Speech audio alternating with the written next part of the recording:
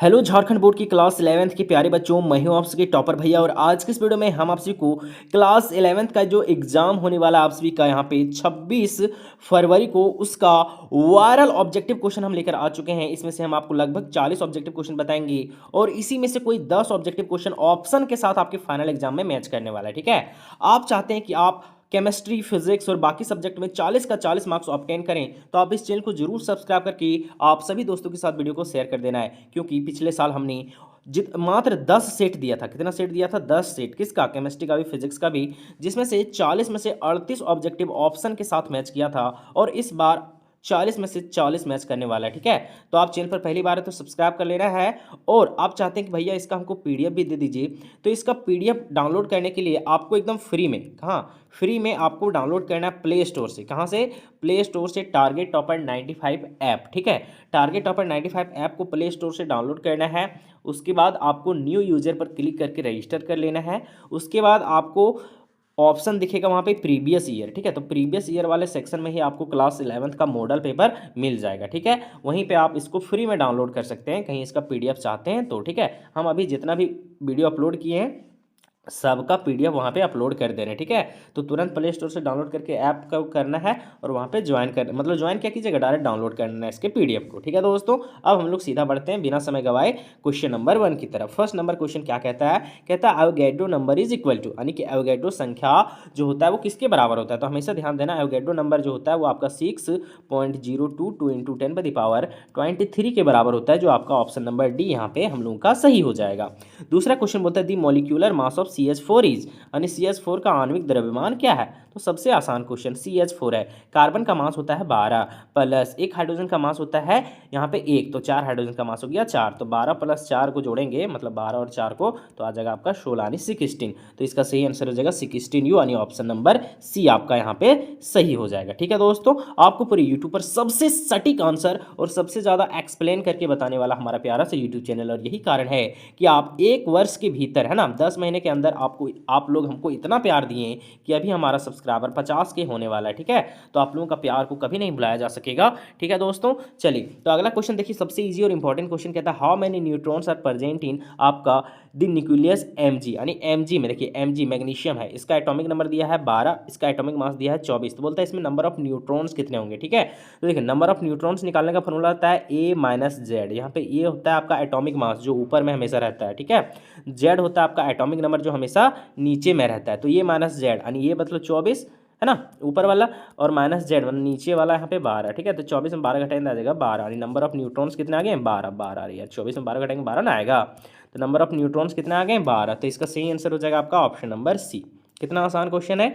चलिए अगला क्वेश्चन बहुत इंपॉर्टेंट क्वेश्चन कहता है कि the electronic configuration of ion O2 minus का इलेक्ट्रॉनिक कन्फिग्रेशन करना है। ठीक है, तो इलेक्ट्रॉनिक कन्फिग्रेशन कैसे करेंगे? बहुत आसान है चीज़ें है। O2 माइनस, ऑक्सीजन का एटॉमिक नंबर होता है यहाँ पे 8, तो इसमें 8 इलेक्ट्रॉन था पहले और 2 इलेक्ट्रॉन ले लिया, तो इसके पास कितना इलेक्ट्रॉन हो गया? Total 10 electron.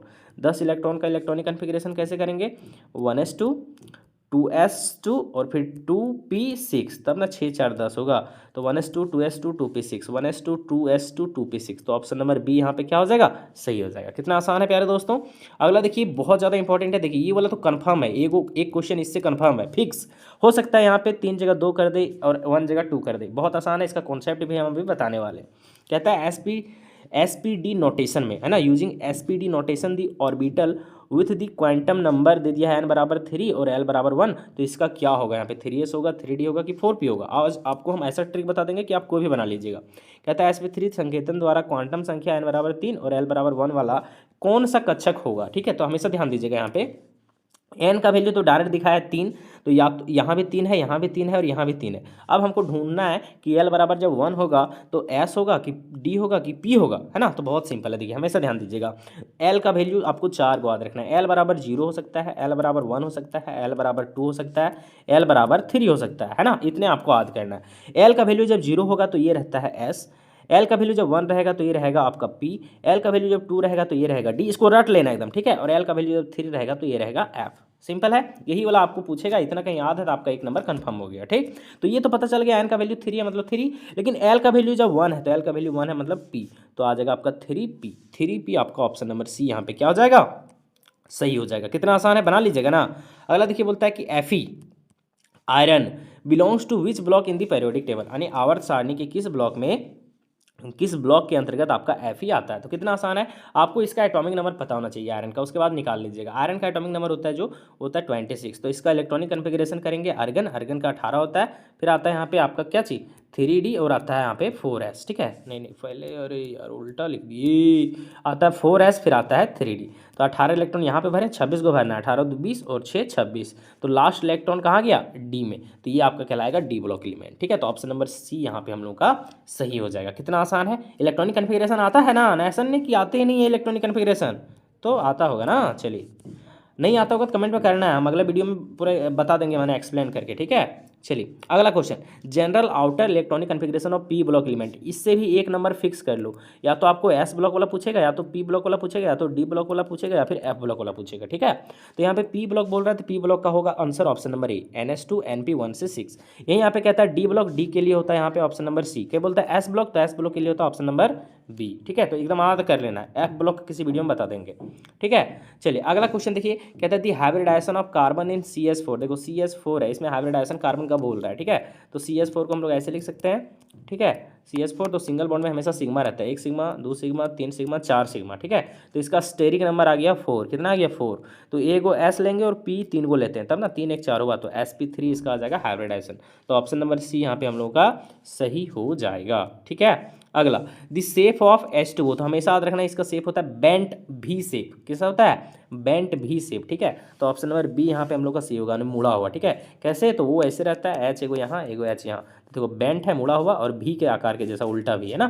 तो ऑप्शन नंबर बी यहाँ पे हम लोग का सही हो जाएगा। अगला कहता है the number of lone pair chlorine मतलब ClF3, इसमें कितना लोन पेयर है, यानी इसमें ClF3 का एकाकी युग्मों की संख्या कितनी होगी। बहुत आसान है, देखिए ClF3 कैसे बनेगा, एक क्लोरीन है, 3 को फ्लोरीन दे सकते हैं, 1 फ्लोरीन 2 फ्लोरीन और एक यहाँ पे 3 फ्लोरीन। क्लोरीन का एटॉमिक नंबर होता है 17।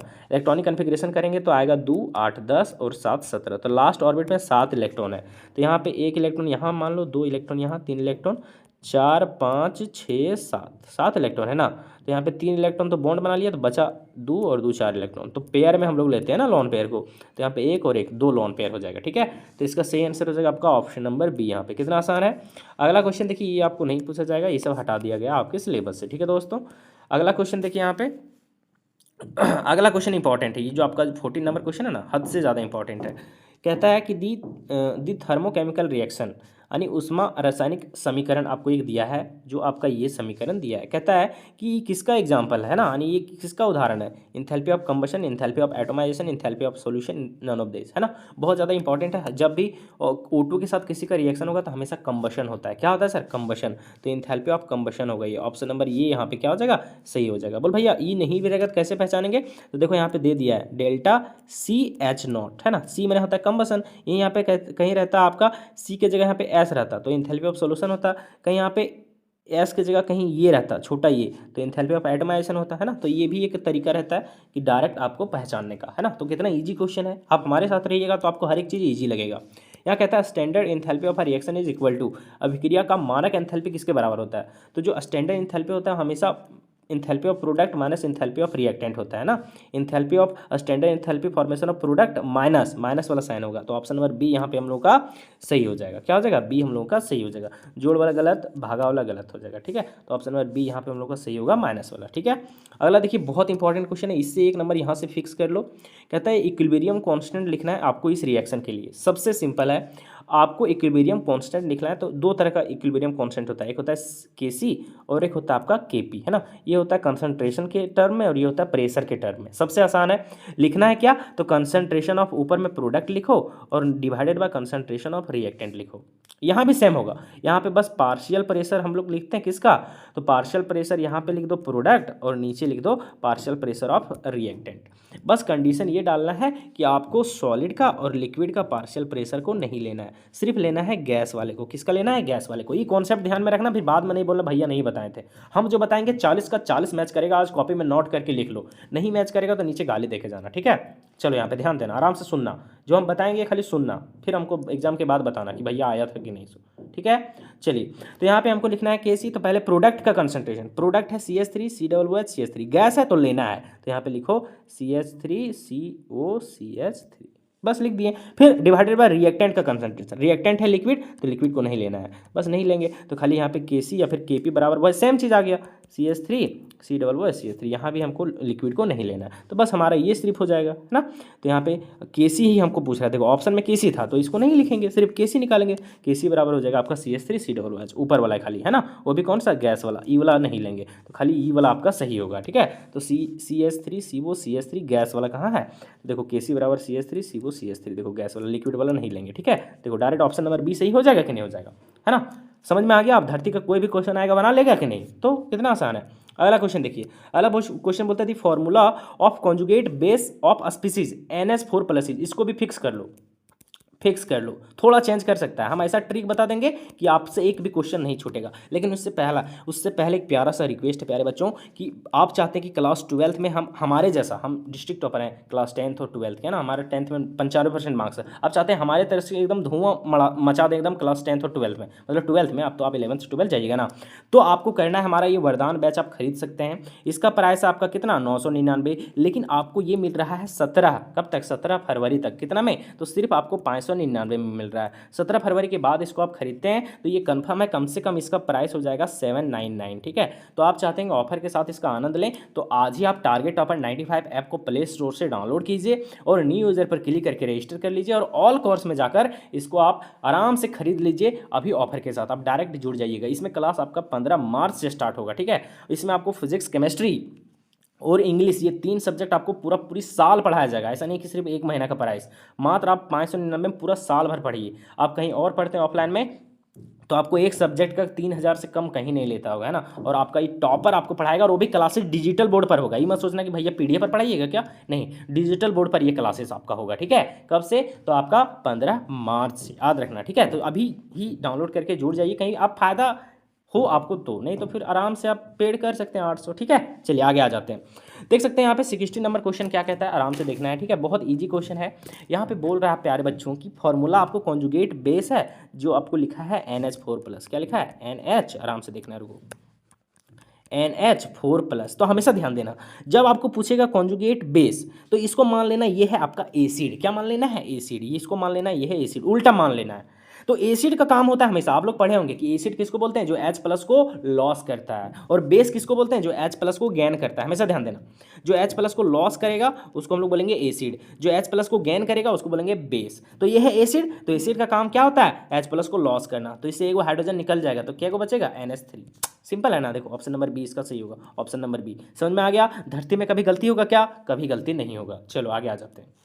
अगला क्वेश्चन देखिए, यहाँ पे कहता है फॉर बेसिक सॉल्यूशन, तो आपको पता है कि एसिड है, एसिड में आपका ज़्यादा क्या रहता है, H+ ज़्यादा रहता है, बेस में ज़्यादा क्या रहता है, OH- ज़्यादा रहता है। तो ये है बेसिक सॉल्यूशन, बेसिक सॉल्यूशन में क्या होगा, तो आपका OH- ज़्यादा होगा। देखो ग्रेटर देन OH की जगह है ना, तो यहाँ पे ऑप्शन नंबर सी क्या हो जाएगा सर, सही हो जाएगा। कितना सिंपल है, यहीं पे हो सकता है कहीं बोलता फॉर एसिड सॉल्यूशन, तो एसिड में क्या ज़्यादा होता है, तो एसिड में आपका H+ ज़्यादा होता है, क्या होता है, H+ ज़्यादा, H+ को हम लोग H हाइड्रोनियम आयन H3O+ भी हम लोग बोलते हैं, ठीक है, इसलिए याद रखना। तो कहाँ ज़्यादा है, तो बी होता है, यहाँ पे कहीं एसिड रहता तो यहाँ पे कहीं रहता आपका न्यूट्रल सॉल्यूशन, तो न्यूट्रल सॉल्यूशन में दोनों बराबर रहता है, OH- भी H3, तो तीनों बता दिए, तीनों में से कोई भी आएगा तो बना लेना है, ठीक है। और फिर हमारा नाम आप जिंदगी भर लीजिएगा। अब देखो ई वाला क्वेश्चन में ना टीचर भी गलती करता है, टीचर भी नहीं बता पाता है सब क्वेश्चन, ठीक है। अब तुम बोलेगा भैया अपने आप को अब VIP समझते हैं क्या, देखो VIP नहीं बाबू, हम देखे हैं बहुत सारे टीचर का इसलिए बोल रहे हैं, ठीक है। देख लीजिएगा आप मिला के, कहता है ऑक्सीडेशन नंबर ऑफ बी, किसमें, तो NaBH4 में, ठीक है,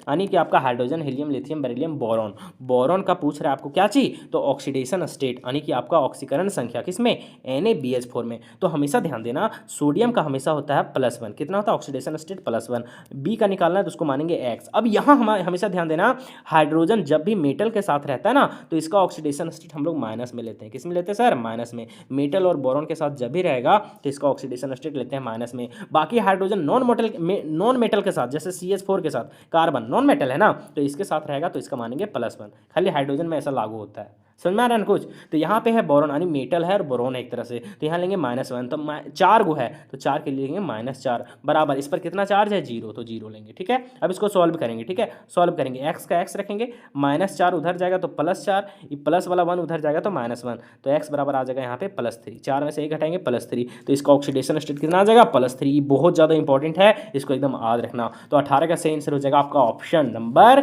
सी। ठीक है, यह हमारा तीसरा सेट है, तीसरा वीडियो आ रहा है केमिस्ट्री का। फिजिक्स का हम 3 वीडियो आपको दे चुके हैं, आप नहीं देखें तो चैनल के प्ले लिस्ट में जाकर देख सकते हैं। ठीक है, इससे पहले 2 वीडियो अपलोड कर चुके हैं, आप टोटल 10 वीडियो देखिए और गर्दा उड़ा दीजिए। हाँ, पीवाईक्यू तो थोड़ा सा करा देंगे 3-4 साल का, उसके बाद एक भी क्वेश्चन ऑब्जेक्टिव ऑप्शन के साथ मैच करेगा। ठीक है, चलो आगे आ जाते हैं। अगला क्वेश्चन देखिए, कहता है कि इन रेडॉक्स रिएक्शन, एक रेडॉक्स रिएक्शन है जहाँ पे क्या है देखिए, ये भी फिक्स है 1 नंबर के लिए, जहाँ पे आपका पोटेशियम और F2 बना रहा है आपका KF। ठीक है, तो इसमें बोल रहा है कि oxidation which of the following take place, यानी कि यहाँ पे पोटेशियम और फ्लोरीन में से किसका ऑक्सीडेशन हो रहा है।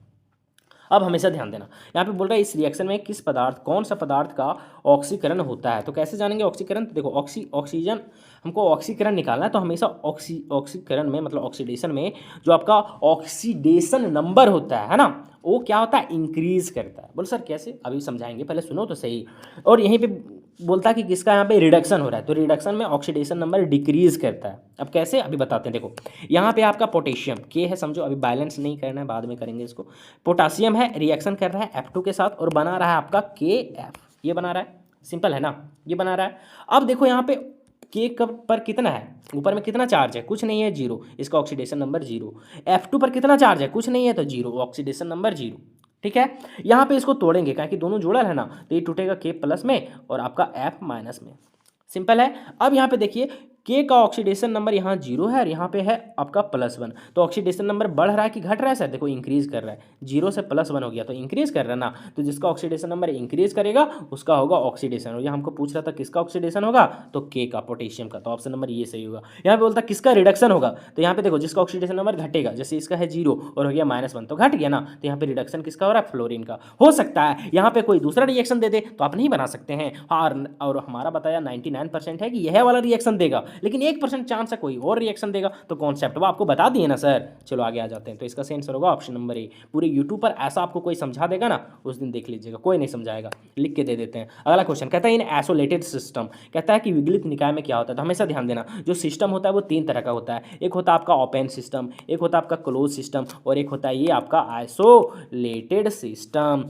ओपन सिस्टम में मेटर यानी पदार्थ और एनर्जी दोनों का एक्सचेंज होता है सिस्टम और सराउंडिंग के बीच। क्लोज सिस्टम में खाली एनर्जी का एक्सचेंज होता है, मैटर का एक्सचेंज नहीं होता है। लेकिन आइसोलेटेड सिस्टम में ना ही एनर्जी एक्सचेंज होता है और ना ही मैटर एक्सचेंज होता है, तो ना ही एनर्जी एक्सचेंज होगा यानी परिवेश में ना तो ऊर्जा होगा और ना ही द्रव्यमान का आदान प्रदान होगा, तो ऑप्शन नंबर सी यहाँ पे क्या हो जाएगा, सही हो जाएगा। आइसोलेटेड सिस्टम के लिए रट लो, आइसोलेटेड आ सकता है, ओपन आ सकता है, क्लोज आ सकता है। आइसोलेटेड आएगा तो ना ही एनर्जी चेंज होगा और ना ही मास का एक्सचेंज होगा सिस्टम और सराउंडिंग के बीच में, समझ में आ गया। कहीं ओपन सिस्टम है तो दोनों चेंज होगा, कहीं क्लोज सिस्टम है तो खाली एनर्जी चेंज होगा, बस रट लेना है तीनों कॉन्सेप्ट को।